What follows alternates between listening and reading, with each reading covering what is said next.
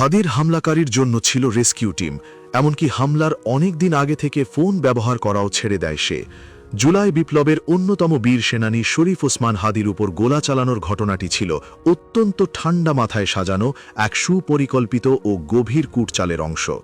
তদন্তে উঠে এসেছে লোমহর্ষক সব তথ্য, যা শুনলে যে কারো গা শিউরে উঠবে।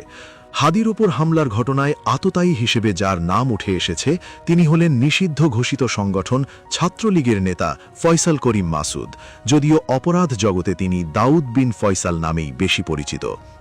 গোয়েন্দা তথ্যে জানা গেছে হাদির প্রাণ নিধনের পরিকল্পনাটি ছিল অত্যন্ত উচ্চ পর্যায়ের।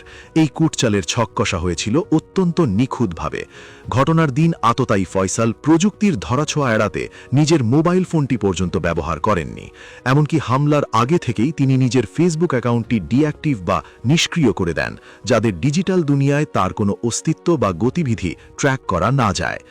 সবচেয়ে আতঙ্কের বিষয় হল, গোলা ছোড়ার পর ফয়সাল যাতে নিরাপদে ঘটনাস্থল ত্যাগ করতে পারেন সেজন্য তার আশপাশে প্রস্তুত রাখা হয়েছিল একটি বিশেষ রেস্কিউ টিম বা উদ্ধারকারী দল। গ্রুপের এই সদস্যরা ফয়সালকে নিরাপদে সরিয়ে নেওয়ার দায়িত্বে ছিল। এই তথ্যের ভিত্তিতে গোয়েন্দারা আশঙ্কা করছেন ঘটনার পরপরই তাকে সীমান্ত পার করে ভিন দেশে পাঠিয়ে দেওয়া হয়ে থাকতে পারে। ছাত্র রাজনীতিতে ফয়সাল ছিলেন এক প্রভাবশালী নাম।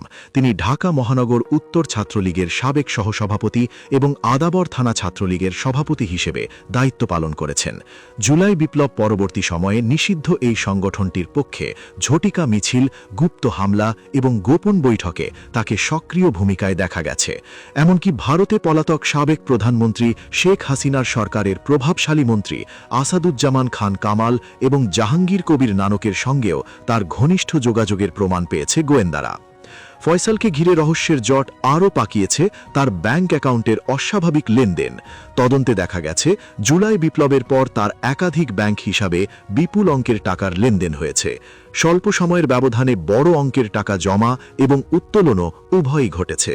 এই অর্থের একটি উল্লেখযোগ্য অংশ এসেছে বিদেশ থেকে। এই বিপুল অর্থ কি বিপ্লব দমানোর কাজে ব্যবহৃত হয়েছে নাকি পলাতক জীবনের রসদ হিসেবে পাঠানো হয়েছে তা খতিয়ে দেখছে আইন শৃঙ্খলা রক্ষাকারী বাহিনী। এই অপরাধীকে ধরিয়ে দেবার জন্য সরকার ইতোমধ্যে 50 লাখ টাকা পুরস্কার ঘোষণা করেছে। ফয়সালের অপরাধের খতিয়ান বেশ দীর্ঘ। এর আগেও তিনি গুরুতর অপরাধে জড়িয়েছিলেন। 2024 সালের 8ই নভেম্বর লুটপাটের প্রস্তুতিকালে আগ্নেয়শস্ত্রসহ তাকে গ্রেফতার করা হয়েছিল। এরপর তার বিরুদ্ধে মামলাও হয়, কিন্তু বিস্ময়করভাবে গ্রেফতারের পর খুব দ্রুততার সঙ্গে তিনি জামিনে বেরিয়ে আসেন। চলতি বছরের 16ই ফেব্রুয়ারি হাইকোর্টের একটি বেঞ্চ তাকে 6 মাসের অন্তর্বর্তীকালীন জামিন দেয়। আইন অঙ্গনে প্রশ্ন উঠেছে এই জামিন প্রক্রিয়া নিয়ে। দেখা গেছে জামিন আদেশের মাত্র 3 দিনের মাথায় সুপ্রিম কোর্টের ওয়েবসাইটে সেই আদেশ প্রকাশিত হয়, যা নজিরবিহীন। পরবর্তীতে 12ই অগস্ট অন্য একটি বেঞ্চ তার জামিনের মেয়াদ আরও 1 বছর বাড়িয়ে দেয়। ফয়সালের শিকড় পটুয়াখালীর বাউফল উপজেলার কেশবপুর গ্রামের। এলাকাবাসী সূত্রে জানা যায়, প্রায় 10 বছর আগে তার বাবা হুমায়ুন কবির শেষবারের মতো দেশে এসেছিলেন। তখন পৈতৃক সূত্রে পাওয়া 6.5% জমি 4 ভাইয়ের কাছে বিক্রি করে তারা এলাকা ছাড়েন। বর্তমানে ফয়সাল ও তার সহযোগীদের ধরতে জাল পেতেছে প্রশাসন। তার রাজনৈতিক ও আর্থিক মদতদাতাদের খুঁজে বের করতেও চলছে জোর তদন্ত। প্রশাসনের প্রতিটি স্তরে ঘাপটি মেরে থাকা ফয়সালের দোসরদের চিহ্নিত করে আইনের আয়ত্তায় আনা এখন অত্যন্ত জরুরি, অন্যথায় ন্যায় বিচার প্রতিষ্ঠা অসম্ভব হয়ে পড়বে।